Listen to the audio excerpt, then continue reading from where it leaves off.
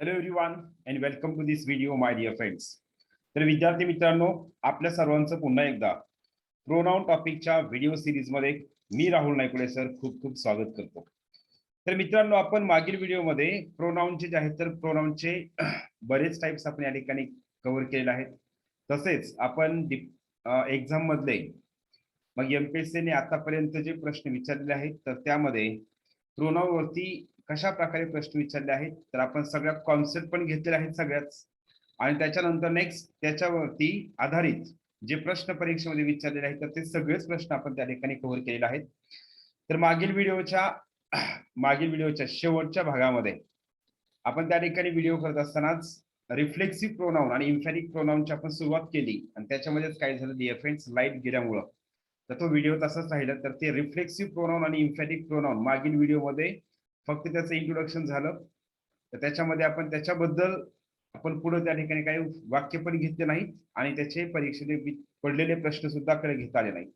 तर आपण या ठिकाणी काय करतोय, या व्हिडिओमध्ये आपण पुढचे जे राहिलेले जेवढे पण टाइप्स आहेत प्रोनाउनचे हे टाइप्स आपण या ठिकाणी कव्हर करतोय. तर मला असं वाटतं की आपण जवळजवळ आतापर्यंत दोन प्रोनाउनवरती जवळजवळ एक ते सव्वा तासाचे दोन व्हिडिओ केलेले आहेत. म्हणजे 2.5 तासाचा आपण त्या ठिकाणी प्रोनाउन या टॉपिक वरती आपण व्हिडिओ केलेला आहे. तर आता या व्हिडिओमध्ये आपण राहिलेला जो पार्ट आहे तर तो राहिलेला पार्ट आपण या ठिकाणी कव्हर करू.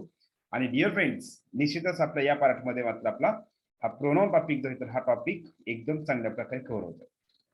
ठीक आहे. तर बघा डिअर फ्रेंड्स, या ठिकाणी आपण मग प्रोनाउनचे जे राहिलेले टाइप्स आहेत तर ते राहिलेले टाइप्स आपण या ठिकाणी कव्हर करूया. चला. तर बघा, मागील व्हिडिओमध्ये आपण इथपर्यंत लिहिलं होतं डिअर फ्रेंड्स, हे सगळंच लिहिलेलं होतं. पण त्याच्यामध्ये प्रॉब्लेम असा झाला की शेवटी लाईट गेली. ठीक आहे. चला. तर बघा, रिफ्लेक्सिव्ह प्रोनाउन्स आता आपण काय लिहून ठेवलं, आपल्या सर्वांना माहिती आहे मी लिहून ठेवत नाही. फक्त हे ऑलरेडी झालं होतं तर ते मी फक्त इथं काय करतोय, जसं आहे तसंच ठेवतोय. त्याचं एक एक्सप्लेनेशन करतो आणि त्याच्यानंतर आपण एक्झाम्पल्स घेऊ. ओके.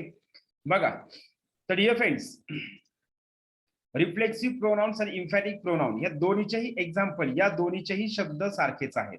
दोन्हीचेही एक्झाम्पल सारखेच आहेत, शब्द दोन्हीचेही सेमच आहेत. मग रिफ्लेक्सिव्ह प्रोनाउन्स त्याला आपण म्हणतोय कर्मवाचक आणि त्याच्यानंतर काय म्हणतोय इम्फॅटिक प्रोनाउन्स त्याला आपण म्हणतोय परिमाणवाचक. ठीक आहे. तर इम्फॅटिक परिणामवाचक, सॉरी. तर या ठिकाणी जे आहे तर परिणामवाचक इम्फॅटिक प्रोनाउन्स, मग याच्यामध्ये काय केलं जातं डिअर फ्रेंड्स, एम्फॅसिस केलं जातंय, महत्व दिलं जातंय. ठीक आहे. तर याच्यामध्ये लक्ष द्या, रिफ्लेक्सिव्ह प्रोनाउन आणि इम्फॅटिक प्रोनाउन या दोन्हीचेही एक्झाम्पल सारखेच आहेत, दोन्हीचेही शब्द सेमच आहेत. मग या ठिकाणी आपण काय करतोय डिअर फ्रेंड्स, रिफ्लेक्सिव्ह प्रोनाउन किंवा इम्फॅटिक प्रोनाउन बनवण्यासाठी आपण काय करतोय, या ठिकाणी हे जे सेल्फ आणि सेल्स हे या ठिकाणी काय करतोय, प्रत्यय आपण म्हणजे सफिक्स यूज करतोय. या शब्दांना खाली शब्द आहेत ना, या शब्दांना आपण हे सफिक्स यूज करतोय. मग सेल्फ हा जो सफिक्स आहे तर हा आपण एकवचनीसाठी वापरतोय, सिंग्युलर साठी वापरतोय. आणि सेल्स हे जे आहे तर हे आपण प्लुरल साठी आपण यूज करतोय, हे लक्षात ठेवायचं. मग माय एकवचनी आहे, आवर अनेकवचनी आहे, युअर एकवचनी आहे, युअर. हे पहिलं यू आपण घेतलंय डिअर फ्रेंड्स पहिल्या व्हिडिओमध्ये. यू एकवचन अनेकवचन. ठीक आहे. दुसरा यू अनेकवचनी आहे. त्याच्यानंतर नेक्स्ट डिअर फ्रेंड्स, या ठिकाणी बघा,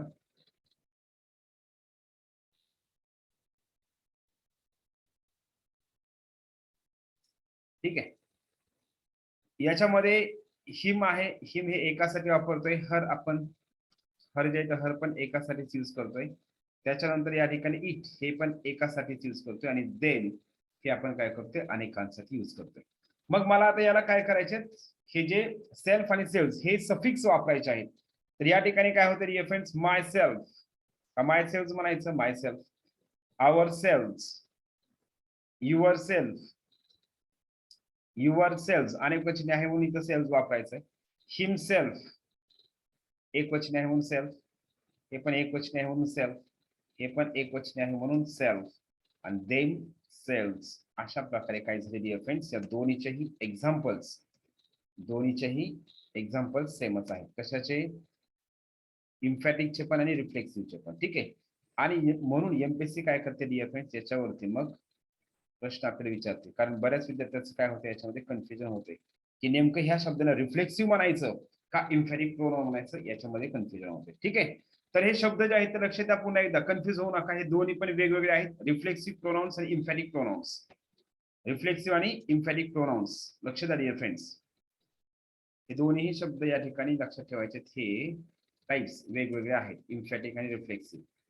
आपण आता याच्यामध्ये काय करू डिअर फ्रेंड्स, हे कव्हर करू आता पुढच्या पेजवरती सविस्तर.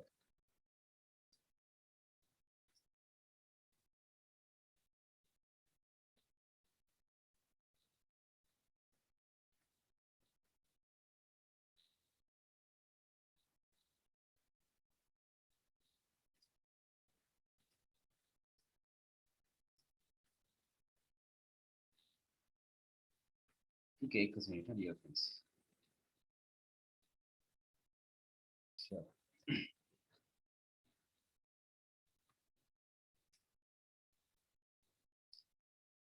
तर डिअर फ्रेंड्स बघा, आपण या ठिकाणी पुढच्या पेजवरती घेऊ. मग बघा, हे जे शब्द आहेत मग माय सेल्फ, हा सेल्फ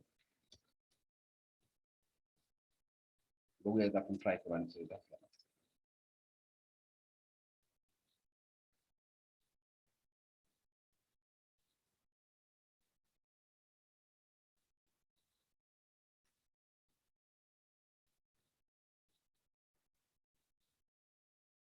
चला ठीक आहे, होत नाही तेच आपण लिहितो मी त्याबद्दल. चला, तर बघा डिअर फ्रेंड्स, या ठिकाणी आहे माय सेल्फ, एकासाठी वापरतोय आवर सेल्फ, युअर सेल्फ,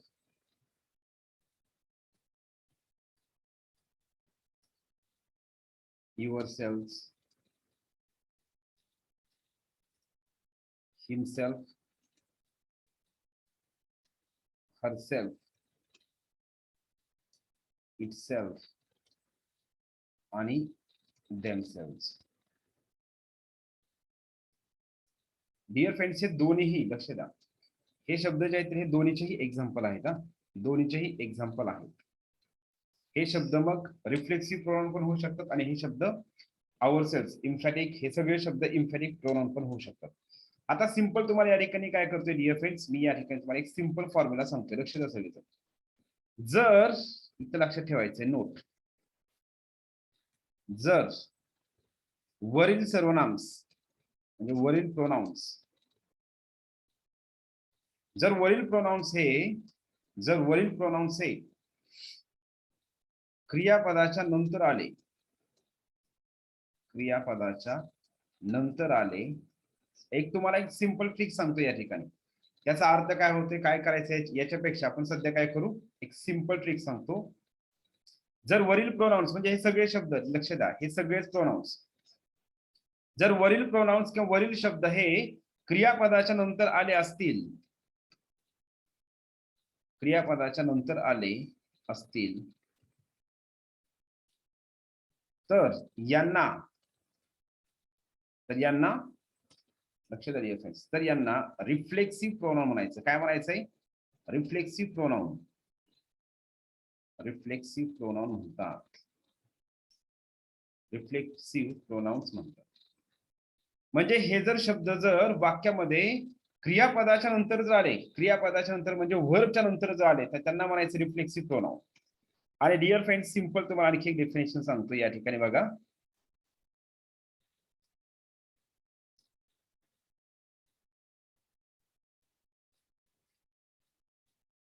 आणि जर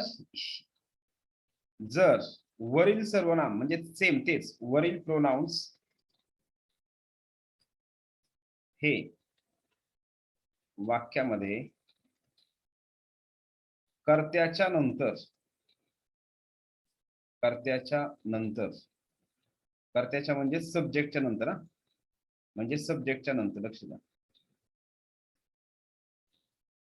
कर्त्याच्या नंतर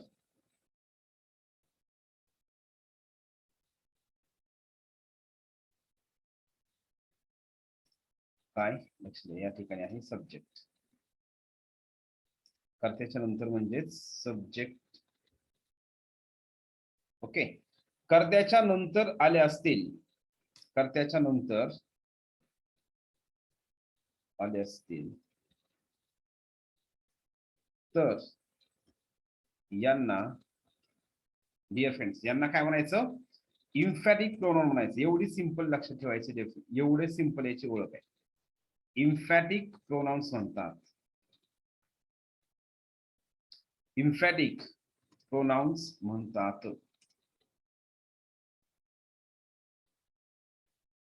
बघा, जर हे शब्द myself, ourself, yourself, yourself, himself, herself, itself, themselves, हे जे 8ही शब्द आहेत, हे शब्द जर वाक्यामध्ये डायरेक्ट क्रियापदाच्या नंतर आले, कशाच्या नंतर, वर्ब नंतर आले, क्रियापदाच्या नंतर आले, तर काय म्हणायचे, त्यांना रिफ्लेक्सिव्ह प्रोनाउन म्हणायचंय. आणि जर हे शब्द वाक्यामध्ये सब्जेक्टच्या नंतर आले असतील, कशाच्या नंतर, कर्त्याच्या नंतर म्हणजे सब्जेक्टच्या नंतर आले असतील, तर यांना काय म्हणायचंय, इम्फॅटिक प्रोनाउन म्हणायचंय. एवढंच साधारण सिंपल लक्षात ठेवायचं आहे. फॉर एक्झाम्पल डिअर फ्रेंड्स, मी तुम्हाला या ठिकाणी सांगतो बघा. ठीक आहे, काय करू आपण डिअर फ्रेंड्स, एकदम बरेच एक्झाम मधले प्रश्न पण आहेत, ते आपण डायरेक्ट प्रश्नच घेऊ, म्हणजे तुम्हाला ते पण क्लिअर होऊन जाते. ठीक आहे, चला, एक्झाम्पल जे आहेत तर ते आपण डायरेक्ट परीक्षेमध्येच घेऊ. तर डिअर फ्रेंड्स बघा, आणखी एक गोष्ट महत्वाची, याच्यामध्ये मी तुम्हाला काय सांगितलं, जो एरर असतोय, काय असतोय, जो एरर दिला जातो, तर एरर कशामधला असतोय लक्षात द्या डिअर फ्रेंड्स. याच्यामध्ये पण एरर देतात. सेल्फ हे सिंग्युलर साठी वापरतात आणि सेल्फ हे अनेकांसाठी वापरतात. म्हणून मी या ठिकाणी लिहिलंय एक वचन, अनेक वचन, एक, अनेक, हे लक्षात ठेवायचंय आणि त्याच्यानुसार ठरवायचंय कोणतं बरोबर आणि कोणतं चुकीचं ते. ठीक आहे, तर बघा डिअर फ्रेंड्स, या ठिकाणी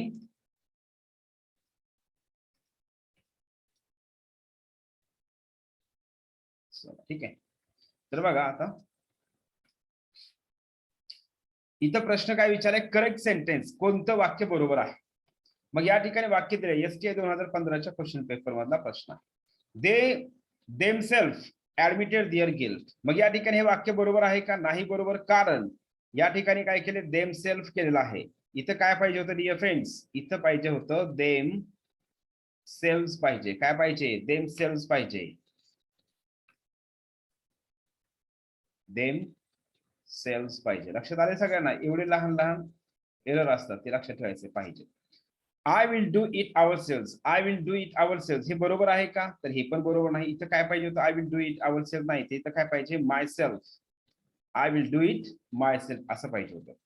आणि त्याच्यानंतर द टाउन इट सेल्फ, इथं काय केलंय, इट सोबत काय असते, सेल्फ असते, सेल्फ नसते, म्हणून या ठिकाणी काय पाहिजे, इट सेल्फ पाहिजे. काय पाहिजे, इट सेल्फ पाहिजे. म्हणजेच हे पण वाक्य चुकीचं आहे, हे पण वाक्य चुकीचं आहे, हे पण वाक्य चुकीचं आहे. तीनही वाक्य डिअर फ्रेंड्स या ठिकाणी चुकीचेच वाक्य आहेत. आणि म्हणून लक्षात काय ठेवायचं डिअर फ्रेंड्स, या ठिकाणी कोणतं बरोबर आहे, तर याच्यामध्ये लक्ष द्या डिअर फ्रेंड्स. या ठिकाणी जे आहे, या ठिकाणी बरोबर कोणतं आहे, मग उत्तराचा ऑप्शन, आपला प्रश्न काय विचार, करेक्ट सेंटेन्स, मग यातलं एकही वाक्य बरोबर नाही, नन ऑफ द अबोव, म्हणजे सर्वच वाक्य चुकीचे आहे. ओके, इथं पाहिजे इटसेल्फ. चला नेक्स्ट बघा, he himself told me about you. मी काय सांगितलं आताच, जर वाक्यामध्ये हे शब्द कर्त्याच्या नंतर आले, ही काय झाली, तर कर्ता आहे, कर्त्याच्या नंतर जर असेल तर त्याला डायरेक्ट काय म्हणायचं, इम्फॅटिक प्रोनाउन म्हणायचं. काय म्हणायचं, इम्फॅटिक प्रोनाउन, हे लक्षात ठेवा. दे वेर टॉकिंग अमंग, या ठिकाणी दे वेर टॉकिंग अमंग. आता दे साठी आपण काय वापरणार डिअर फ्रेंड्स, दे साठी आपण काय वापरतोय, दे साठी आपण देमसेल्स वापरतोय. काय वापरतोय, देमसेल्स, म्हणून या ठिकाणी उत्तर देमसेल्स हे बरोबर आहे. लक्ष द्या. त्याच्यानंतर नेक्स्ट आहे, Akbar punished himself, Akbar punished himself. या ठिकाणी पनिश्ड हे काय क्रियापद आहे आणि हिमसेल्फ क्रियापदाच्या नंतर आलंय. जर हे शब्द, हे प्रोनाउन्स वाक्यामध्ये क्रियापदाच्या नंतर आले असतील तर त्यांना काय म्हणायचं, रिफ्लेक्सिव्ह प्रोनाउन म्हणायचं. काय म्हणायचं डिअर फ्रेंड्स, त्यांना रिफ्लेक्सिव्ह प्रोनाउन म्हणायचं, हे लक्षात ठेवा. चला नेक्स्ट बघू आपण क्वेश्चन. या ठिकाणी याचा स्क्रीनशॉट काढून घ्या किंवा हे प्रश्न व्यवस्थित वहीमध्ये लिहून घ्या. झाले असतील तर मी नंतर पुढचा प्रश्न घेतोय आणि ह्याला रफ करावते, कारण या ठिकाणी काय होतंय, आपण जर पेज वर घेतलं तर त्या ठिकाणी ते आपण टिक केलेलं तसंच राहते वरती. चला ठीक आहे, नेक्स्ट इथपर्यंत आपला अकबर. त्याच्यानंतर नेक्स्ट आहे, he himself clean the room, he himself clean the room. या ठिकाणी लक्षात द्या, ही हिमसेल्फ म्हणजे या ठिकाणी हिमसेल्फ हा जो शब्द आहे तर हा कुठं आलाय, कर्त्याच्या नंतर आलाय. कर्त्याच्या नंतर आला की त्याला डायरेक्ट काय म्हणायचं, इम्फॅटिक प्रोनाउन म्हणायचं. त्याच्यानंतर नेक्स्ट बघा, दे फाउंड, या ठिकाणी दे आहे, मग दे म्हणल्याच्या नंतर त्यासाठी काय वापरायचं डिअर फ्रेंड्स, दे म्हणल्याच्या नंतर देमसेल्व्स होणार, देमसेल्व्स. म्हणून या ठिकाणी काय होतं, याचं उत्तर जे आहे तर याचं उत्तर हे देमसेल्व्स हे बरोबर येतं.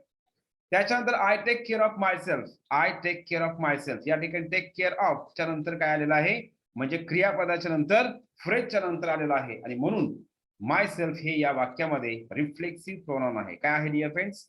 रिफ्लेक्सिव्ह प्रोनाउन आहे. रिफ्लेक्सिव्ह प्रोनाउन लक्षात आले का सगळ्यांना? ठीक आहे. त्याच्यानंतर next Mohan himself caught the thief. मग या ठिकाणी मोहन हा काय झाला? कर्ता झाला आणि कर्त्याच्या नंतर जर आला असेल तर त्याला डायरेक्ट काय म्हणायचं डिअर फ्रेंड्स?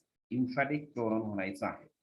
त्याच्यानंतर नेक्स्ट आहे I saw himself in the corner. या ठिकाणी सॉ क्रियापदाच्या नंतर आलेला आहे. सॉ हे क्रियापद आहे आणि हिमसेल्फ हे क्रियापदाच्या नंतर आलंय म्हणजे या ठिकाणी ह्याला म्हणायचंय रिफ्लेक्सिव्ह. त्याच्यानंतर नेक्स्ट आय साठी आपण निश्चितच काय वापरणार आहे? I my self. काय म्हणतो आपण? माय सेल्फ. माय सेल्फ होणार नाही, युअर सेल्फ होणार नाही, हे हर सेल्फ होणार नाही. क्लिअर सगळ्यांचं? ठीक आहे. आता लक्ष द्या, या इथपर्यंत आपले ह्या ठिकाणी हे डिअर फ्रेंड्स काय झालेलं? क्लिअर झालेलं आहे. ओके. आता आपण त्याच्यानंतर थोडंसं पुढे जाऊ.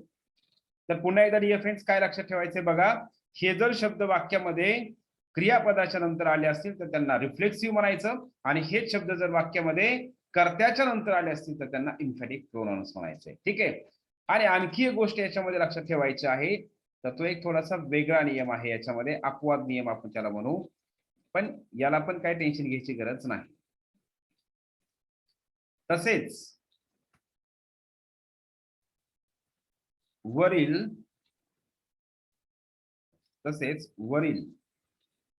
सर्वनामे, वरील प्रोनाउन्स, वरील म्हणजे कोणते? लक्षात द्या फ्रेंड्स, वरील म्हणजे हे सगळे शब्द.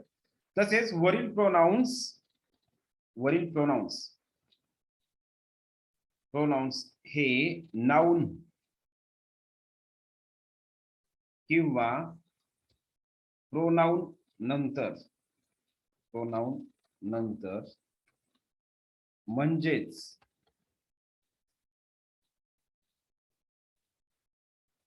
साधा आणि सिंपल अक्षर सब्जेक्ट किंवा ऑब्जेक्ट नंतर नवीन ठिकाणी लिहितो, लक्षात येतो. ठीक आहे. लक्ष द्या या ठिकाणी. एक सिंपल लक्षात काय ठेवायचं याच्यामध्ये नोट, जर ही सर्वनामे कोणते आत्ताचे आपण ते मायसेल्फ वगैरे सगळे शब्द, जर ही सर्वनामे वाक्यात नाउन किंवा प्रोनाउन नंतर म्हणजेच सब्जेक्ट नंतर किंवा ऑब्जेक्ट नंतर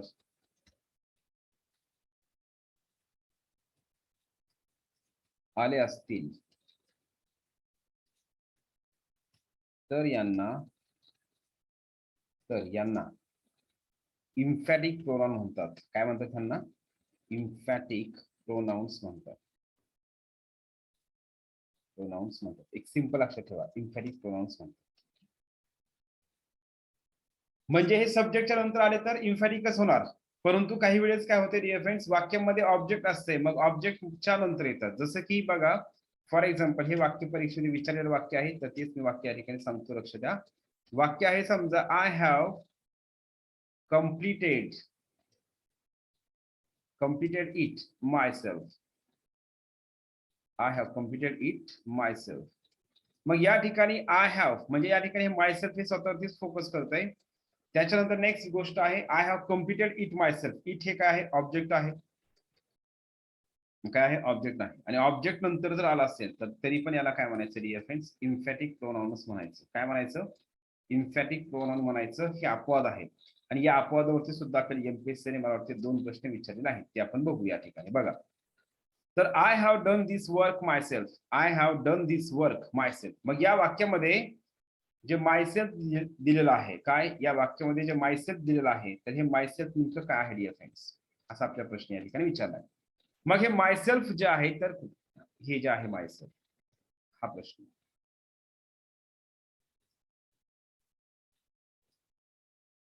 तर याच्यामध्ये डिअर फ्रेंड्स काय, मायसेल्फ हा जो शब्द आहे तर हा शब्द देखील काय आहे? इम्फॅटिक आहे, रिफ्लेक्सिव्ह नाही. कारण आपण काय करतो, क्रियापदाच्या नंतर हे क्रियापद इथं झालं, इथे जर आला असतं तो मायसेल्फ हा रिफ्लेक्सिव्ह प्रोनाउन झाला असतं, परंतु दिस वर्क हे ऑब्जेक्ट आहे आणि ऑब्जेक्टच्या नंतर आलेला आहे आणि हा काय करतोय या ठिकाणी इम्फसाइज करतोय स्वतःला. ठीक आहे, म्हणून या ठिकाणी इम्फॅटिक प्रोनाउन. त्याच्यानंतर नेक्स्ट पुढचं वाक्य पण असंच आहे, I have completed it my self. हे पण परीक्षेमध्ये विचारलेलं वाक्य आहे. तर याही वाक्याचा टाईप मायसेल्फ या वाक्यामध्ये जे मायसेल्फ वापरले ते सुद्धा काय आहे, इम्फॅटिक प्रोनाउन आहे. आलं लक्षात सगळ्यांना? तर डिअर फ्रेंड्स काय करा, लक्षात ठेवा. चला ठीक आहे, अगोदर पहिला मी नियम काय सांगितला, जर हे सर्व शब्द वाक्यामध्ये कर्त्याच्या नंतर आले तर त्यांना म्हणायचं इम्फॅटिक, क्रियापदाच्या नंतर आले तर त्यांना म्हणायचं रिफ्लेक्सिव्ह, क्रियापदाच्या नंतर लगेच चिटकून एक ऑब्जेक्ट म्हणून आले असतील तर त्याला म्हणायचं रिफ्लेक्सिव्ह. आणि जर हे सर्वनाम वाक्यामध्ये म्हणजे नाऊनच्या नंतर जे नाऊन काय करतंय, ऑब्जेक्टचं काम करतंय, किंवा जे प्रोनाऊन हे ऑब्जेक्टचं काम करतंय त्याच्यानंतर आले असतील तर तरी सुद्धा त्यांना काय म्हणायचंय, इम्फॅटिक प्रोनाउन म्हणायचं आहे. हे सुद्धा या ठिकाणी आपण लक्षात ठेवणं गरजेचं आहे. ओके, चला तर डिअर फ्रेंड्स मग आपण आता या ठिकाणी नेक्स्ट पाहू. मग तर डिअर फ्रेंड्स बघा, असे काही वर्ब्स आहेत. डिअर फ्रेंड्स असे काही वर्ब्स आहेत, तर त्या वर्ब सोबत आपण काय करतो डिअर फ्रेंड्स, आपण त्या क्रियापदासोबत आपण हे रिफ्लेक्सिव्ह प्रोनाउन वापरतोच. ठीक आहे, त्याच्या अगोदर मी तुम्हाला सांगतो, लक्ष द्या, रिफ्लेक्सिव्ह किंवा इम्फॅटिक प्रोनाउन संदर्भातला नियम.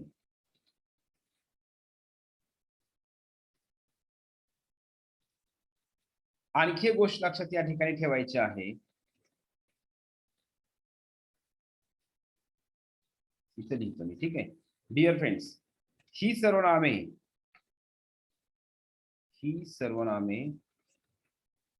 वाक्याच्या सुरुवातीला कधीच वापरले जात नाहीत, हे लक्षात ठेवायचं. सुरुवातीला वापरले जात नाहीत, वापरले जात नाहीत, हा एक नियम खूप महत्वाचा आहे. म्हणजे हे जे जेवढे पण शब्द आहेत ना, myself, ourself, yourself, हे शब्द कधीही वाक्याच्या सुरुवातीला वापरले जात नाहीत, हे लक्षात ठेवा. हे वाक्याच्या सुरुवातीला आपण यूज करत नाही डिअर फ्रेंड्स.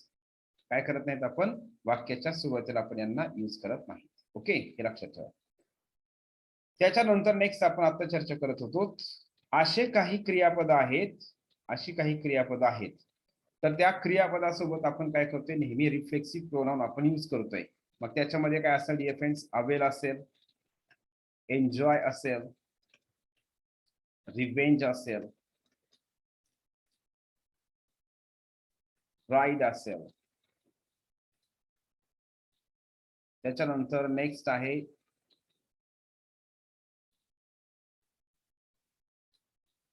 ऍबसेंट असेल. ठीक आहे, आता परीक्षेमध्ये ह्याच्यावर विचारायचे प्रश्न आपल्याला, अवेल आणि एन्जॉय याच्यावरती खूप सारे प्रश्न विचारले. तर लक्षात काय ठेवायचंय, या क्रियापदानंतर आपण लक्षात ठेवायचंय रिफ्लेक्सिव्ह प्रोनाउन आपण यूज करतो, रिफ्लेक्सिव्ह प्रोनाउन्स वापरले जातात.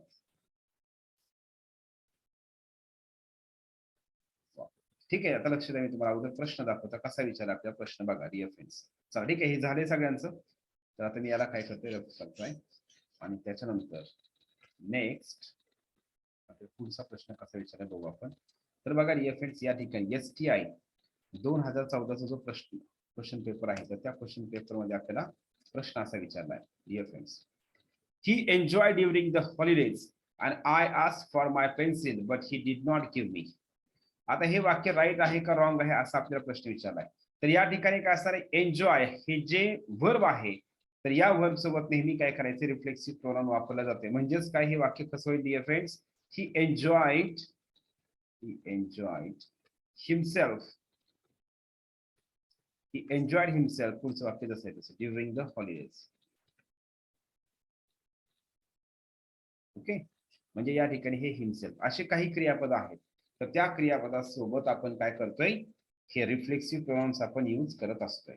ठीक आहे, म्हणजे या ठिकाणी हे वाक्य राईट आहे का नाही, तर हे वाक्य चुकलेलं आहे. त्याच्यानंतर हे वाक्य, I asked for my pencil but he did not give me.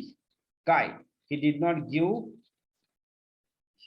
Give me, मग काय नाही दिलं, तर याच्यामध्ये पेन्सिलचा उल्लेखच नाही, म्हणजे याच्यामध्ये इट एक पाहिजे होतं. He did not give it to me, म्हणजे या ठिकाणी वाक्य कसं पाहिजे होतं, हे वाक्य पण, हे पण वाक्य लक्षात द्या फ्रेंड्स, या ठिकाणी लक्षात ठेवायचं आहे.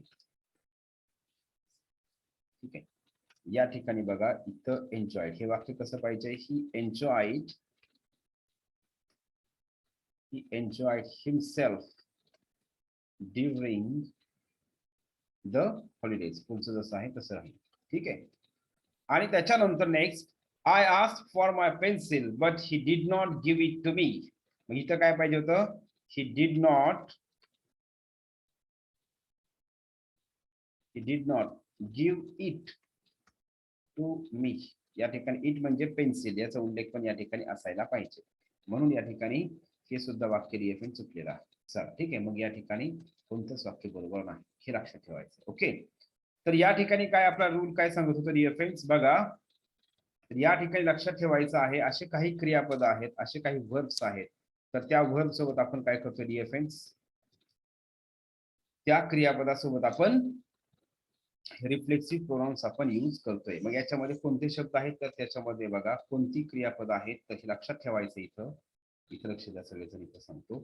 तर बघा हे अवेल, आता मी लिहून दिलं होतं तेच सांगितलं. अवेल असेल, एन्जॉय असेल, resign, apply, revenge, absent, present, cheat इत्यादी क्रियापदानंतर रिफ्लेक्सिव्ह प्रोनाउन्स वापरतात, हे लक्षात ठेवायचं.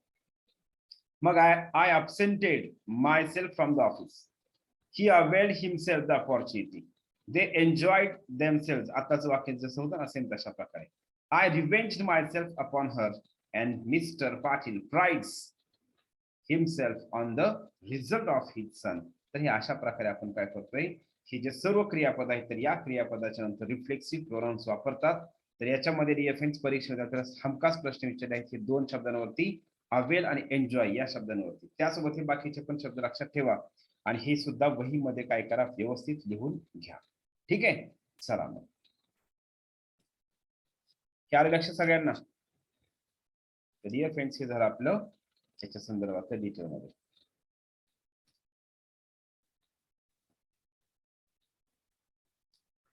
त्याच्यानंतर नेक्स्ट आहे रिएफिन्स आपले टाइप्स. पुढे आहेत रिलेटिव्ह प्रोनाउन. लक्ष द्या आता, रिलेटिव्ह प्रोनाउन, रिलेटिव्ह प्रोनाउन्स म्हणजेच आपण त्याला म्हणतोय संबंध दर्शक, संबंध दर्शक सर्वनामे. ओके. आता हे कोणते शब्द आहेत, तर हे शब्द काय करतात, लक्ष द्या रिएफिन्स, दोन वाक्य जोडण्याचं कार्य करतात, दोन क्लॉज जोडण्याचं कार्य करतात वाक्यामध्ये. ठीक आहे. तर याच्यामध्ये काय करत असते, लक्ष द्या, यामध्ये व्हॉट असेल, हू असेल, whom असेल, whose असेल, which असेल, तसेच that. ठीक आहे. What, who, whom, whose, which and that याच्यामध्ये एक्स्ट्रा हा दॅट शब्द आहे फक्त. ठीक आहे. कशामध्ये, इंट्रोगेटिव्ह प्रोनाउन जे आहे, तर इंट्रोगेटिव्ह प्रोनाउन मध्ये पण हेच शब्द आहे. मग व्हॉट असेल, हू असेल, whom असेल, whose असेल, which असेल आणि दॅट या शब्दांना काय म्हणतो आपण, रिलेटिव्ह प्रोनाउन. आणि हे शब्द काय केले जातात, वाक्यामध्ये वापरले जातात. काय केले जातात, वाक्यामध्ये वापरले जातात. चला ठीक आहे. आणखी एक आपला टाईप आहे इंट्रोगेटिव्ह प्रोनाउन. म्हणजे काय होतं रिएफिन्स, दोन्हीचंही इथंच क्लिअर होऊन जातं. लक्ष द्या.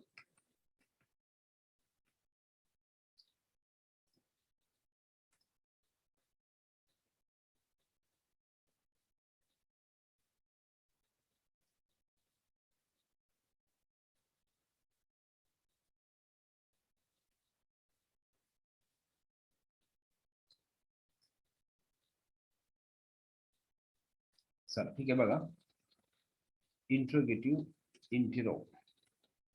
Interrogative pronounce. आता हे जे इंट्रोगेटिव्ह प्रोनाउन्स आहेत डिअर फ्रेंड्स, काय इंट्रोगेटिव्ह प्रोनाउन्स म्हणजेच प्रश्नार्थक, प्रश्नार्थक सर्वनामे.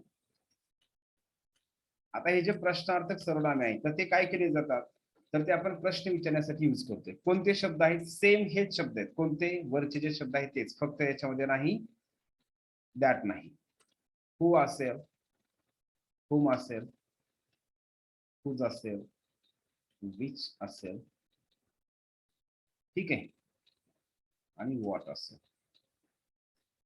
हे सर्व शब्द काय आहेत डिअर फ्रेंड्स, हे दोन्हीचेही एक्झाम्पल सारखेच आहेत, फक्त याच्यामध्ये एक्स्ट्रा काय आहे, दॅट आहे.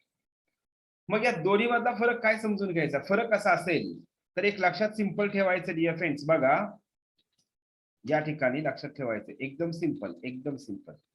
ठीक आहे.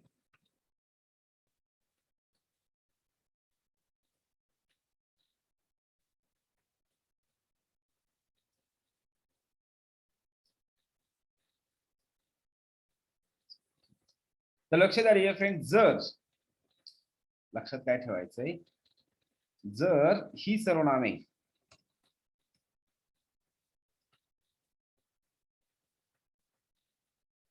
जर वरील प्रोनाउन्स म्हणजेच आपण काय म्हणतो डब्ल्यूएच वर्ड्स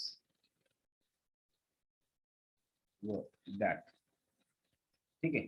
जर वरील प्रोनाउन्स म्हणजे हे सगळे डब्ल्यूएच वर्ड्स प्लस दॅट हे वाक्यात वापरले असतील, साधा आणि सोपं लक्षात, वाक्यात वापरले असतील तर यांना काय म्हणायचं डिअर फ्रेंड, सांगा बरं काय म्हणणार आपण. वाक्याच्या मध्ये आले असतील तर यांना म्हणायचं रिलेटिव्ह प्रोनाउन्स. काय म्हणायचंय, रिलेटिव्ह प्रोनाउन्स म्हणतात.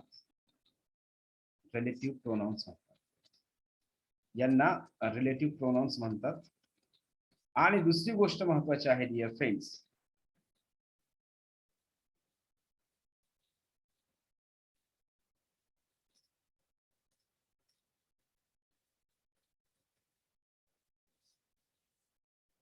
आणि लक्षात ठेवायचंय,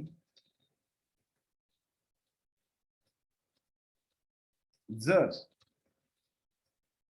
वरील डब्ल्यूएच वर्ड्स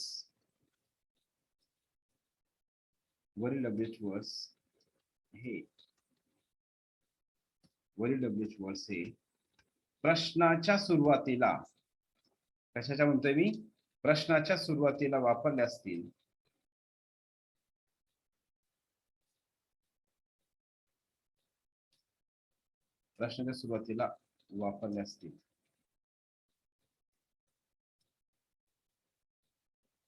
किंवा आपण याला असं म्हणू साधन सिंपल, जर वरील डब्ल्यूएच वर्ड्सने प्रश्नाची सुरुवात झाली असेल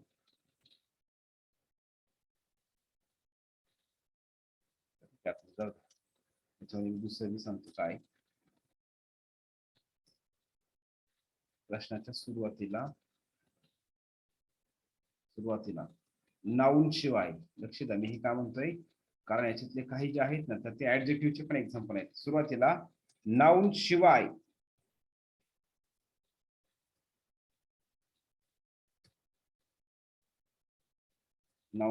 वापरले असतील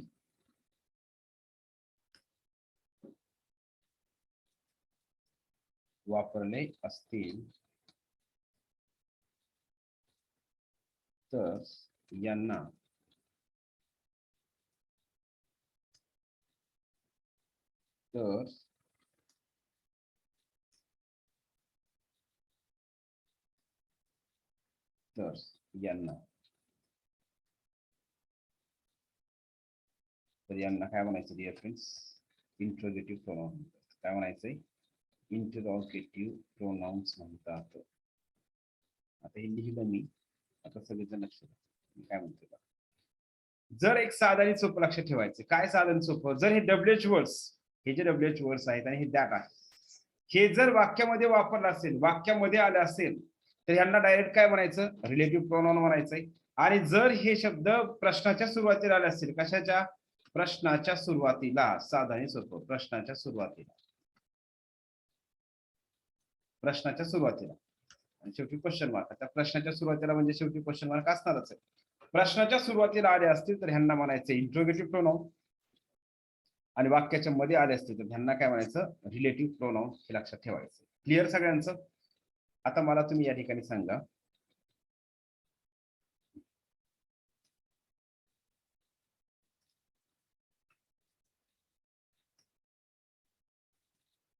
who is talking loudly?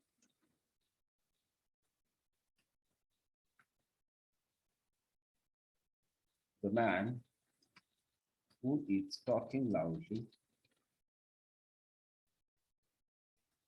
is her father. ठीक आहे. तर या ठिकाणी डिअर फ्रेंड्स काय हु इज टॉकिंग लाऊडली वाक्य मी पण तेच ठेवलं, इथं पण तेच आहे. पण या ठिकाणी काय हु इज टॉकिंग लाऊडली म्हणजे या ठिकाणी प्रश्नार्थक वाक्याच्या सुरुवातीला आले, याला काय म्हणायचं डिअर फ्रेंड्स, याला म्हणायचं इंट्रोगेटिव्ह प्रोनाउन. काय म्हणायचं, इंट्रोगेटिव्ह प्रोनाउन. आणि या ठिकाणी काय आहे, वाक्याच्या मध्ये आलेलं आहे, लक्ष द्या, वाक्याच्या मध्ये आहे, मग याला काय म्हणायचं डिअर फ्रेंड्स, रिलेटिव्ह प्रोनाउन. बस एवढंच लक्षात ठेवा. ते कशाचा संबंध दर्शवते, कोणाचा संबंध दर्शवते, त्या विषय सोडून फक्त एवढंच लक्षात काय ठेवा, प्रश्नाच्या सुरुवातीला आले तर इंट्रोगेटिव्ह प्रोनाउन आणि वाक्याच्या मध्ये आलं तर त्याला काय म्हणायचंय, रिलेटिव्ह प्रोनाउन. एवढंच सिंपल लक्षात ठेवायचं. ठीक आहे. आता याच्यामध्ये आपल्याला आणखी एक महत्वाचं डिअर फ्रेंड्स, परीक्षेमध्ये आपल्याला प्रश्न जे आहेत तर प्रश्न हे असे तर विचारलेत, पण याच्यापेक्षा जास्त प्रश्न आपल्याला असे विचारलेले आहेत की नेमकं याच्यामध्ये बघा, प्रश्न आपल्याला असे विचारलेले आहेत की हु कधी वापरायचं, हुम कधी वापरायचं. प्रश्न काय विचारलेत, हु कधी वापरायचं, हुम कधी वापरायचं आणि हुज कधी वापरायचं आणि विच कधी वापरायचं आणि त्याच्यानंतर दॅट कधी वापरायचं. अशा प्रकारचे आपल्याला प्रश्न विचारलेले आहेत. ओके. तर या ठिकाणी लक्षात ठेवायचे हु, हुम आणि हुज हे तीनही शब्द लक्षात आले आहेत. हु असेल, हुज असेल, हुम असेल, हे तीनही शब्द आपण कोणासाठी वापरतोय, पर्सन साठी म्हणजेच व्यक्तीसाठी वापरतात. कोणासाठी वापरतात, व्यक्तीसाठी वापरतात. आणि विच जे आहे तर विच लक्षात काय ठेवायचे, विच हे आपण काय करतोय, एकतर ऍनिमल साठी वापरतोय किंवा वस्तूंसाठी पण वापरतोय, थिंग साठी पण वापरतोय. ऍनिमल साठी पण वापरायचंय आणि निर्जीव वस्तूसाठी पण आपण विच यूज करू शकतोय. आणि याच्यामध्ये लक्षात ठेवायचं आहे डिअर फ्रेंड्स, व्हॉट. व्हॉट कधी वापरायचे, जर उल्लेखच केला नसेल, म्हणजे काय, एखाद्या गोष्टीचा उल्लेख केला नाही, काय दिले काय घेतलं याचा उल्लेखच नाही, तर त्यासाठी आपण काय करतोय, व्हॉट. उल्लेख केला नसेल तर नॉट मेन्शन, उल्लेख केला नसेल, एखाद्या कुठल्याही गोष्टीचा उल्लेख केला नाही. जे काय, तुला जे काय पाहिजे तर ते घेऊन जा, जे काय, या अर्थाने, या अर्थाने. ठीक आहे. आणि दॅट जे आहे तर डिअर फ्रेंड्स, दॅट संदर्भात लक्षात ठेवायचं आहे.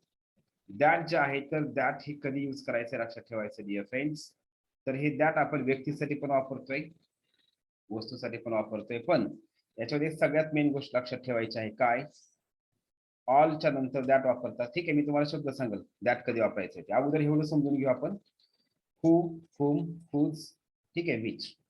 ही वॉट जे आहे तर वॉटचा जर अर्थ त्या ठिकाणी काय, जे काय या अर्थाने आपण वापरतोय, आणि त्या ठिकाणी वस्तूचा पण उल्लेख नसेल, व्यक्तीचा बी त्या ठिकाणी म्हणजे वस्तूसाठीच आपण वापरतोय पण त्याचा उल्लेख नाही, त्यावेळेस आपण काय करतोय डिअर फ्रेंड्स, व्हॉट वापरतोय. आता सगळेजण लक्ष द्या.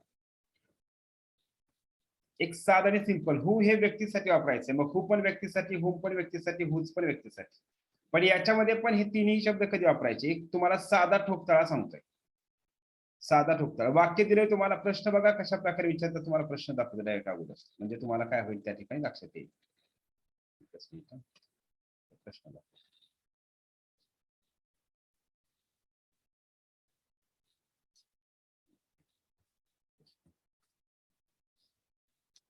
चला ठीक आहे, बघा या ठिकाणी क्वेश्चन आहे.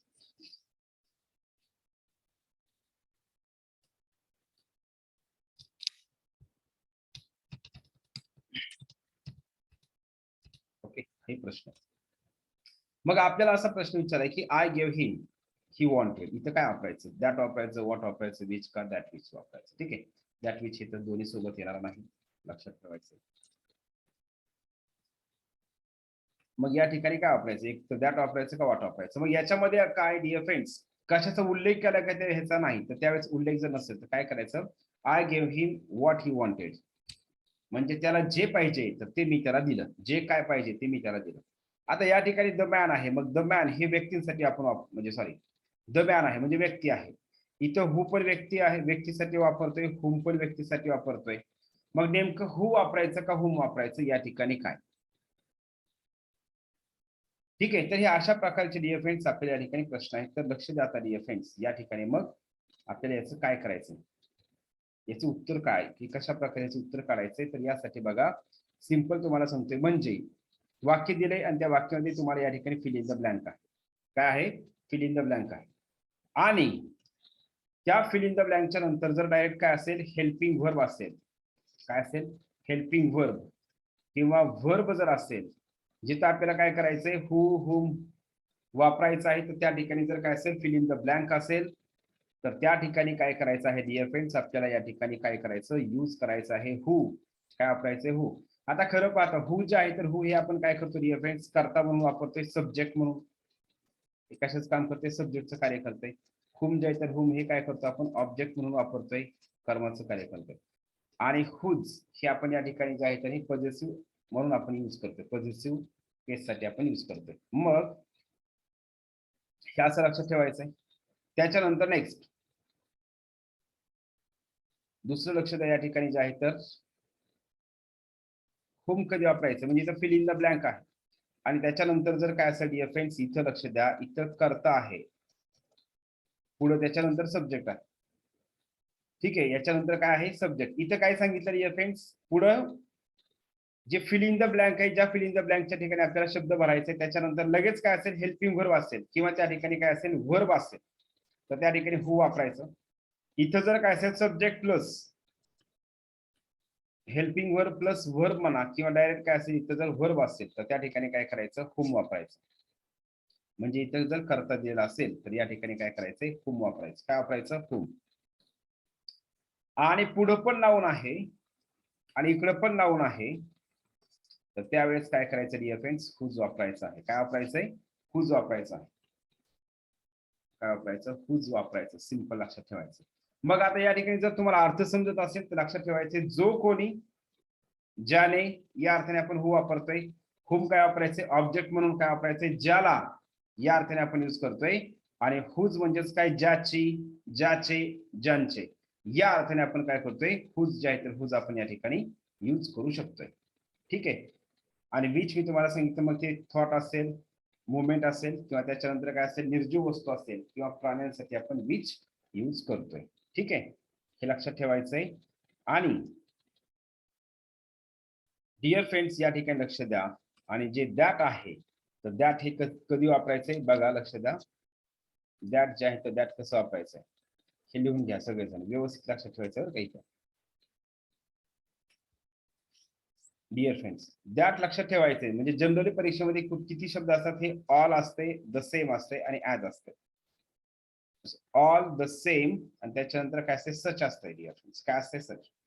तर लक्षात काय ठेवायचंय, लक्ष द्या, ऑल आणि द सेम यांच्यानंतर काय करायचं, दॅटच वापरायचं. काय वापरायचं? दॅट वापरायचंय.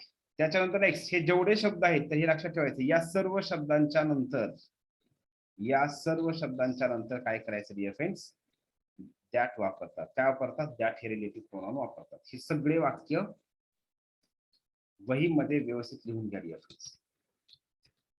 ठीक आहे, तर हा नियम पण काय करा, लिहून घ्या, शब्द पण लिहून घ्या त्याचे. तर लक्ष द्या, या ठिकाणी काय आहे, दॅट. दॅट कधी वापरायचंय? ऑलच्या नंतर दॅट वापरायचंय. हंडम शब्द असेल तर त्या ठिकाणी दॅट येत आहे. नथिंग असेल तर त्याच्या पुढे दॅट येणार आहे. मच असेल तर त्याच्यानंतर दॅट येत आहे. एनी असेल, नॉट एनी, तर त्या ठिकाणी दॅट येत आहे. समबडी असेल, दॅट येत आहे. द सेम असेल, दॅट येत आहे. द ओनली असेल, त्या ठिकाणी दॅट येत आहे. ठीक आहे, हे लक्षात ठेवा डिअर फ्रेंड्स. त्याच्यानंतर नेक्स्ट लक्ष द्या, आणखी एक याच्यामध्ये आहे, आपण ऍज हा जो शब्द आहे ना, ऍज हा शब्द डिअर फ्रेंड्स, ऍज हा शब्द देखील आपण काय करू शकतोय, रिलेटिव्ह प्रोनाउन म्हणून आपण यूज करू शकतोय ऍज हा शब्द. तसेच लक्षात ठेवायचे, जे सुपरलेटिव्ह डिग्रीचे जे ऍडजेक्टिव्ह असतात, तर जर वाक्य म्हणजे सुपरलेटिव्ह डिग्रीच असेल तर त्या सुपरलेटिव्ह डिग्रीच्या वाक्यामध्ये सुद्धा काय केले जाते, दॅट वापरलं जाते. लक्षात ठेवायचे, जर पहिला क्लॉज हा जर क्लॉज आहे तर तो सुपरलेटिव्ह डिग्रीचा असेल, एसडी असेल त्याच्यामध्ये, द मोस्ट इलोक्वेंट स्पीकर, या ठिकाणी काय करायचे, दॅट वापरायचे. कशामध्ये? एसडी मध्ये.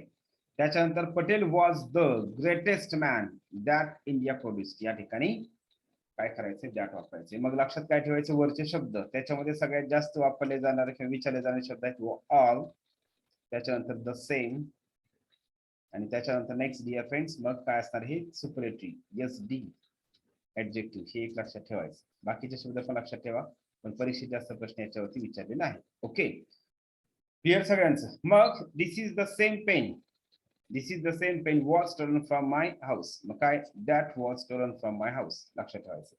आणि मी आताच तुम्हाला सांगितलं की आपल्याला काही वेळेस मग असं वाक्य दिलं जातंय परंतु त्याच्यामध्ये काय देत नाही डिअर फ्रेंड्स, दॅटच ऑप्शन देत नाही.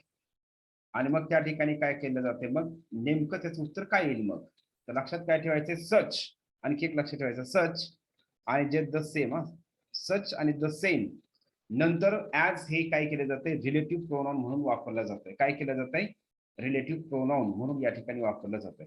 तर या ठिकाणी वाक्य असे डिफरन्स आहे, टायपिंग मिस्टेक आहे. शी लाइक्स काय आहे, she likes the same colour as I do. She likes the same colour as I do. या ठिकाणी हे वाक्य विचारतं डीएफएस टीईटी ला. पेटचा जो पेपर झाला 2021 चा, तर या पेपर मध्ये काय केलंय हा प्रश्न विचारलाय ऍज हे शब्द काय आहे. तर ऍज हा शब्द काय डिअर फ्रेंड्स, ऍज हा शब्द रिलेटिव्ह प्रोनाउन आहे. मग लक्षात काय ठेवायचंय सच किंवा सेम, सच किंवा सेम जर वाक्यामध्ये आला असेल तर त्या ठिकाणी काय करायचंय ऍज हा शब्द रिलेटिव्ह प्रोनाउन म्हणून वापरला जातो. म्हणजे ऍज हा शब्द देखील काय आहे रिलेटिव्ह प्रोनाउन आहे. तर हे अशा प्रकारे डिअर फ्रेंड्स आपण यूज करतो. ठीक आहे, आता हे झाले आपले सगळे नियम ह्या संदर्भात. चला तर आपण आता या ठिकाणी मग क्वेश्चन्स आपण आता घेऊ.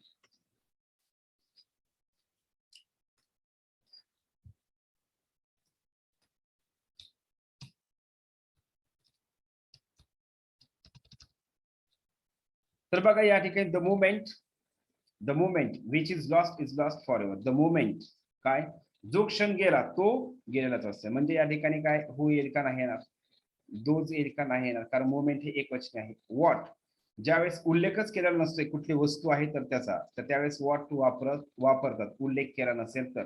पण या ठिकाणी काय उल्लेख आहे द मोमेंट, म्हणून या ठिकाणी काय येतंय the moment which is lost for ever. मग या ठिकाणी कायला वाटते की डबल डबल कसं आले इज लॉस्ट असं नाही तर dear friends which is lost इथपर्यंत काय आहे हा आहे सबऑर्डिनेट क्लॉज. हा विच इज लॉस्ट हा झाला सबऑर्डिनेट क्लॉज, राहिलेला क्लॉज आहे मेन क्लॉज. ठीक आहे, next Rajan will meet Umesh at the shop in the evening to deliver the message. या ठिकाणी प्रश्न विचारलाय की उमेशला अंडरलाईन केलेला आहे आणि उमेश असं उत्तर आलं पाहिजे असा प्रश्न आपल्याला बनवायचा. असा प्रश्न बनवा ज्याचं उत्तर उमेश आला पाहिजे. मग काय whom will Rajesh meet, Rajesh कोणाला भेटल तर उमेशला भेटेल, म्हणून या ठिकाणी काय होईल याचं उत्तर हो. त्याच्यानंतर नेक्स्ट बघा सॉक्रेटिस. या ठिकाणी डायरेक्ट काय आहे हेल्पिंग वर्ब आहे. मी तुम्हाला काय सांगितलं फिल इन द ब्लँकच्या नंतर जर डायरेक्ट हेल्पिंग वर्ब असेल किंवा जर वर्ब असेल तर त्या ठिकाणी काय वापरायचं हू वापरायचं. काय वापरायचं हू. ठीक आहे, त्याचं राहील आपलं ऑप्शन. चला ठीक आहे हू बरोबर आहे. त्याच्यानंतर नेक्स्ट आहे या ठिकाणी हू हे काय आहे, तर हू हे काय डिअर फ्रेंड्स वाक्याच्या मध्ये वापरले म्हणल्याच्या नंतर हू हे रिलेटिव्ह प्रोनाउन आहे. त्याच्यानंतर नेक्स्ट बघा I know the man dash dash painted this pictures. या ठिकाणी डॅश डॅश आहे म्हणजे या ठिकाणी फिल इन द ब्लँक आहे आणि या फिल इन द ब्लँकच्या नंतर इथं काय पेंटेड हे काय वर्ब आहे. जर फिल इन द ब्लँकच्या नंतर जर वर्ब किंवा हेल्पिंग वर्ब असेल तर त्या ठिकाणी बिनधास्त काय वापरायचं हू वापरायचं. क्लिअर. त्याच्यानंतर इथं पण सेम तसं सिक्स हे सुद्धा काय वर्ब आहे. I am the man six हे वर्ब आहे. तर या ठिकाणी काय करायचं इथं पण इथं फिल इन द ब्लँक आहे. फिल इन द ब्लँकच्या नंतर जर वर्ब असेल तर त्या ठिकाणी हू वापरायचं. चला इथे बघा डिअर फ्रेंड्स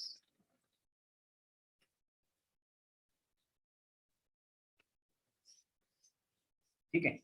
तर हे मी लिहिल्याच्या नंतर काय करायचं तर स्क्रीनशॉट काढायचा आणि वहीमध्ये पण लिहून घ्यायचं. चालू मध्ये लिहिलं तर चांगलंच आहे. प्रश्न आला बघा आता नेक्स्ट द ते झालं आपलं. ठीक आहे relative pronoun. Rama is the boy dash dash pencil I have. या ठिकाणी बॉय हे पण नाउन आहे, पेन्सिल पण काय आहे नाउन आहे. मग रामा हा तोच मुलगा आहे ज्याची पेन्सिल माझ्याकडे आहे. मग बॉय हे पण नाउन हे पण नाउन. मग या ठिकाणी काय येणार आहे डिअर फ्रेंड्स हुज. पण या ठिकाणी हे बॉय हे काय आहे व्यक्तीसाठी वापरले म्हणून या ठिकाणी हुज वापरायचे विच वापरायचं नाही. ठीक आहे. Show me the man did हे या ठिकाणी वर्ब म्हणून वापरलेलं आहे. मग फिल इन द ब्लँकच्या नंतर जर वर्ब असेल किंवा हेल्पिंग वर्ब असेल तर काय करायचं हू वापरायचं. सेम तसंच I wish I new the man who wrote the story. इथं रोट हे क्रियापद आहे म्हणून या ठिकाणी काय येणार हू येणार. लक्षात ठेवायचं. इथं लिव्ड इथं काय आहे फिल इन द ब्लँकच्या नंतर लिव्ड हे वर्ब आहे म्हणून याचं उत्तर काय येणार. सॉरी इथं काय आलं dear friends Ashok was a wise king, हे वाक्य झालं. Ashok was a wise king. या ठिकाणी काय करायचंय, अशोकसाठी कोणतं प्रोनाउन येणार आहे मग डिअर फ्रेंड्स, ही येणार. बरोबर. त्याच्यानंतर next, I have forgotten dash dash gave us this book. मग या ठिकाणी फिल इन द ब्लँकच्या नंतर गेव हे क्रियापद आहे, म्हणजेच या ठिकाणी पुन्हा हूच येणार आहे.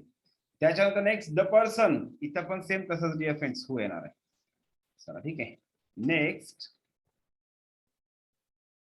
मुवमेंटचा प्रश्न आणखी एकदा डबल आलेला आहे.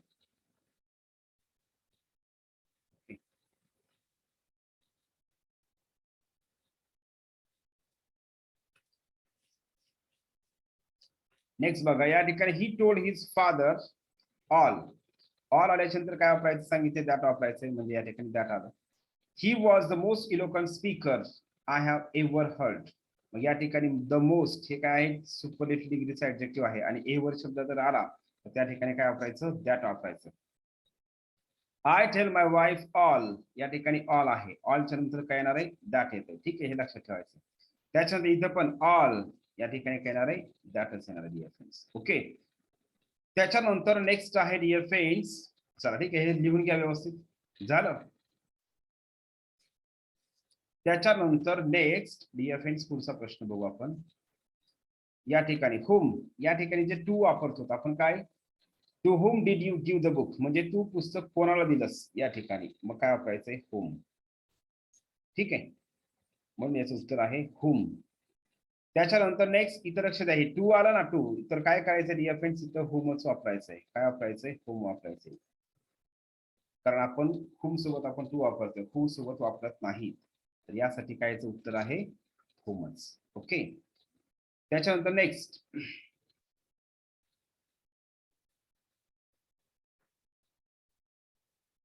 तर या ठिकाणी पण डिअर फ्रेंड्स सेम तशाच प्रकारे मग whom do you wish to see.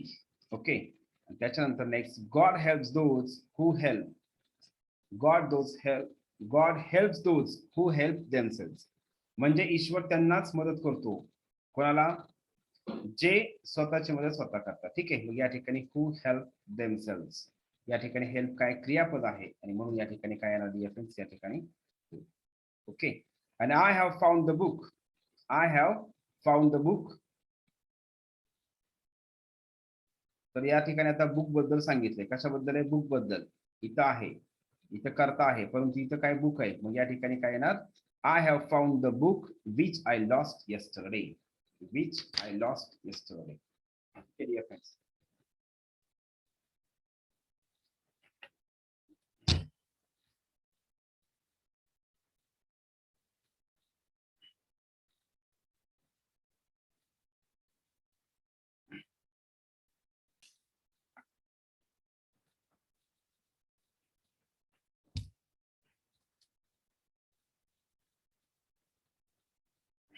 Dear friends, मग आपण अशा प्रकारे या ठिकाणी लक्ष द्या, हे सगळे प्रश्न आपण या ठिकाणी पाहिलेले आहेत.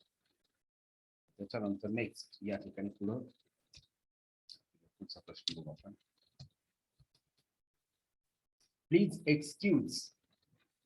एक्सक्यूज माय कमिंग लेट म्हणायचं, आय कमिंग लेट म्हणायचं नाही, काय म्हणायचंय, माय कमिंग लेट. आणि त्याच्यानंतर इथं प्रश्न असा विचारला आहे की याच्यामधलं कोणता शब्द प्रोनाउन म्हणून वापरलेला आहे. लक्ष द्या, व्हॉट इज दॅट नॉईज, या ठिकाणी लक्ष द्या डिअर फ्रेंड्स, दॅट जे आहे तर या वाक्यामध्ये ऍडजेक्टिव्ह म्हणून वापरलंय. काय वापरलं इथं, adjective. That is what I want, या ठिकाणी दॅट जे आहे तर दॅट हे डेमॉन्स्ट्रेटिव्ह प्रोनाउन आहे. काय आहे, डेमॉन्स्ट्रेटिव्ह प्रोनाउन, म्हणजे या वाक्यामध्ये काय केलंय, प्रोनाउन म्हणून वापरलेला आहे. ठीक आहे, प्रोनाउन. दुसऱ्या वाक्यामध्ये म्हणजेच या वाक्यामध्ये दॅट जे आहे तर दॅट हे डेमॉन्स्ट्रेटिव्ह प्रोनाउन आहे, आणि या वाक्यामध्ये हे जे आहे तर हे काय आहे, डेमॉन्स्ट्रेटिव्ह ऍडजेक्टिव्ह आहे. मग आपण या दोन्ही मधला फरक काय पाहिला डिअर फ्रेंड्स, मागच्या व्हिडिओमध्ये मी तुम्हाला सांगितलं, हे दिस असेल, दॅट असेल, दीज असेल, दोज असेल, या शब्दाच्या नंतर जर नाऊन आलं की त्याला ऍडजेक्टिव्ह म्हणायचं, नाऊन नसेल तर त्याला प्रोनाउन म्हणायचं. मग या पहिल्या वाक्यात दॅटच्या नंतर नॉईज हा शब्द नाऊन आहे, म्हणून याला काय करायचं, डेमॉन्स्ट्रेटिव्ह ऍडजेक्टिव्ह म्हणायचं. ठीक आहे. त्याच्यानंतर इथं डिअर फ्रेंड्स काय, I have done that much only. काय, I have done that much only. या ठिकाणी हे जे आहे हे काय करते डिअर फ्रेंड्स, ऍडव्हर्बचं काम करते. किती प्रमाणे इंडिकेट करते, दॅट मच ओनली. म्हणून या ठिकाणी हे ऍडव्हर्ब आहे.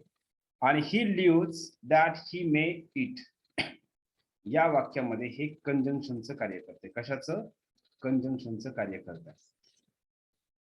आणि he lives that he may eat, ज्या वेळेस काय असते, पहिल्या वाक्यामध्ये सिंपल प्रेझेंट टेन्स असतो, तर पुढच्या वाक्यामध्ये दॅटच्या क्लॉज मध्ये काय वापरतात, मे वापरतात. आणि दॅटच्या क्लॉज मध्ये जर मे किंवा माइट वापरलेला असेल तर त्या वाक्यामधून काय इंडिकेट होत असते, त्या वाक्यातून कशा प्रकारचा अर्थ व्यक्त होतो, तर तो होत असते पर्पज. काय होतो, पर्पज. आणि या वाक्याचा मूड कोणता आहे डिअर फ्रेंड्स, सबजंक्टिव्ह मूड आहे. कुठला आहे, सबजंक्टिव्ह मूड.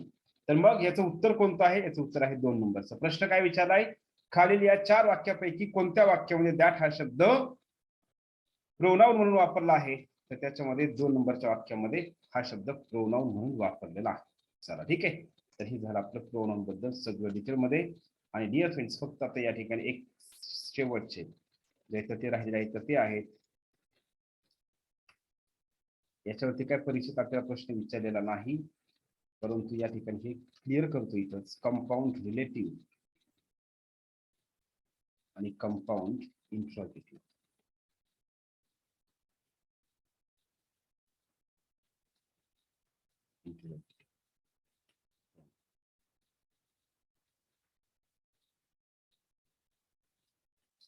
डिअर फ्रेंड, जसा रिलेटिव्ह प्रोनाउन मध्ये आणि इंट्रोगेटिव्ह प्रोनाउन मध्ये फरक आहे, सेम तोच फरक इथं पण आहे. तर काय करायचं डिअर फ्रेंड्स, याच्यामध्ये लक्ष द्या. या दोन्हीचेही एक्झाम्पल सेम असेल, हुएवर असेल, व्हॉटएव्हर असेल आणि विचएव्हर असेल. काय, हुएवर, व्हॉटएव्हर आणि विचएव्हर हे शब्द काय आहेत, कंपाऊंड रिलेटिव्ह प्रोनाउन पण आहेत आणि कंपाऊंड इंट्रोगेटिव्ह प्रोनाउन पण आहेत. मग याचा नियम लक्षात काय ठेवायचे, जर हे शब्द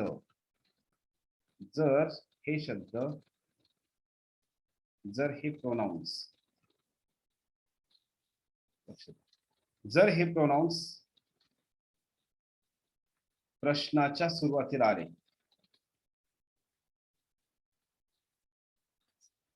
सुरुवातीला आले तर यांना सिंपल असं काय ठेवायचंय, तर यांना कंपाऊंड इंटरोगेटिव्ह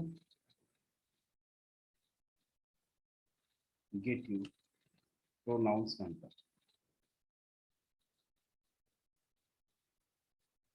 आणि लक्षात ठेवायचंय,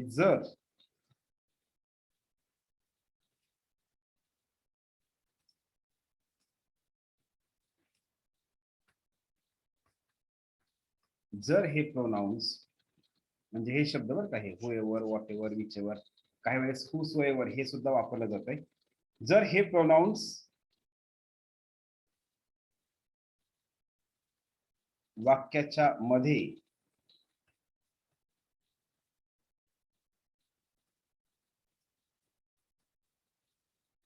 वाक्याच्या सुरुवातीला किंवा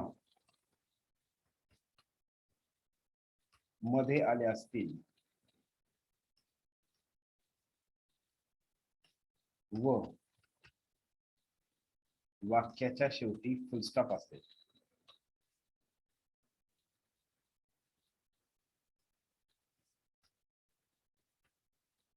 तर यांना काय म्हणायचंय, कंपाऊंड रिलेटिव्ह प्रोनाउन म्हणायचं. काय म्हणायचं, मी लिहून घेतली फ्रेंड्स, मिक्स झालं बसतं त्या.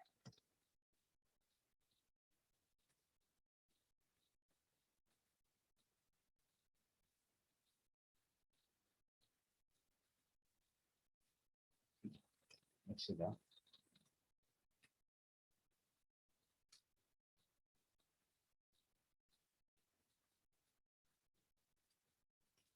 लक्षात ठेवायचे, जर हे शब्द किंवा हे सर्व हे प्रोनाउन्स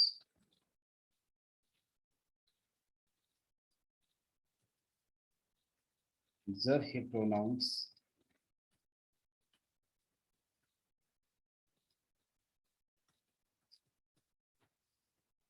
जर हे प्रोनाउन प्रश्नाच्या सुरुवातीला, कशाच्या, प्रश्नाच्या सुरुवातीला आले,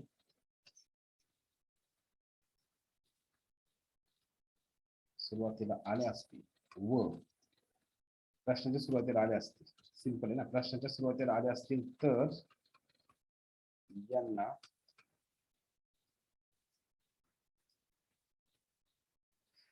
कंपाऊंड इंटरोगेटिव्ह प्रोनाउन म्हणतात.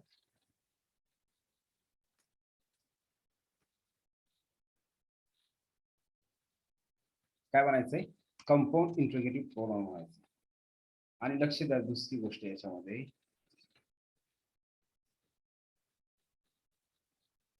जर हे प्रोनाउन्स वाक्याच्या सुरुवातीला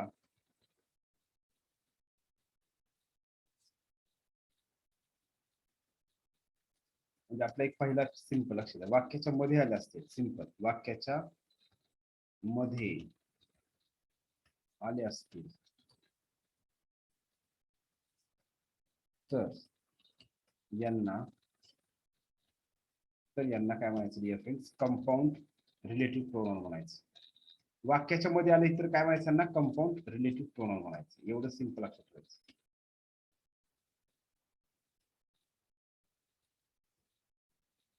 प्रश्नाच्या सुरुवातीला आले तर यांना म्हणायचे कंपाऊंड इंटरोगेटिव्ह, आणि वाक्याच्या मध्ये आले तर यांना काय म्हणायचं dear friends, compound relative pronoun म्हणायचं. तसेच लक्षात ठेवायचं आणखी, जर हे शब्द, लक्ष द्या, जर हे प्रोनाउन्स वाक्याच्या सुरुवातीला आले असतील, सुरुवातीला आले असतील व वाक्याच्या शेवटी, आता वाक्यामध्ये शेवटी काय असणार आहे, फुल स्टॉपच असणार आहे, व वाक्याच्या शेवटी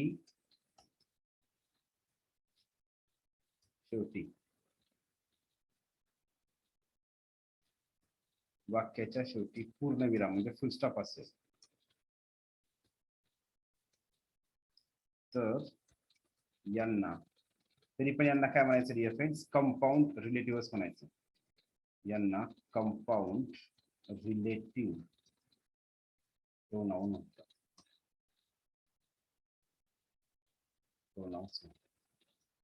ठीक आहे, एवढं काय करायचं, सिंपल लक्षात ठेवायचं. काय, जर हे शब्द, जर हे प्रोनाउन्स प्रश्नाच्या सुरुवातीला आले, प्रश्नाच्या सुरुवातीला आले तर ह्यांना म्हणायचे कंपाऊंड इंटरोगेटिव्ह, आणि वाक्याच्या, लक्ष द्या डिअर फ्रेंड्स, जर हे प्रोनाउन्स वाक्याच्या मध्ये आले तर यांना म्हणायचे कंपाऊंड रिलेटिव्ह. दुसरी गोष्ट महत्वाची, काही वेळेस हे प्रोनाउन वाक्याच्या सुरुवातीला येतात परंतु वाक्याच्या शेवटी जर फुल स्टॉप असेल तर त्यावेळेस सुद्धा यांना काय म्हणायचं dear friends, compound relative pronoun म्हणायचं आहे. तर डिअर फ्रेंड्स, आपण अशा प्रकारे लक्षात ठेवायचं. तर हे आपण अशा प्रकारे हा जो टॉपिक आहे प्रोनाउन टॉपिक, हा आपण डिटेल मध्ये आपण या ठिकाणी कव्हर केला आहे. ज्यांनी मागचा व्हिडिओ पाहिला नसेल तर त्यांनी मागील दोन्ही व्हिडिओ पहा. त्याच्या अगोदर मी पार्ट ऑफ स्पीच बद्दलचा एक व्हिडिओ केलेला आहे, तर तो व्हिडिओ आपण इंट्रोडक्शनचा व्हिडिओ आहे. नाउन कसं ओळखायचं, प्रोनाउन कसं ओळखायचं, ऍडजेक्टिव्ह कसं ओळखायचं, हे पण त्यामध्ये आपण शॉर्टकट त्याचे ट्रिक्स सांगितले आहेत. तर ठीक आहे, मग डिअर फ्रेंड्स, थांबू, पुढील व्हिडिओमध्ये आपण नेक्स्ट पार्ट ऑफ स्पीच बघू. ठीक आहे, मग थँक्यू एव्हरीबडी.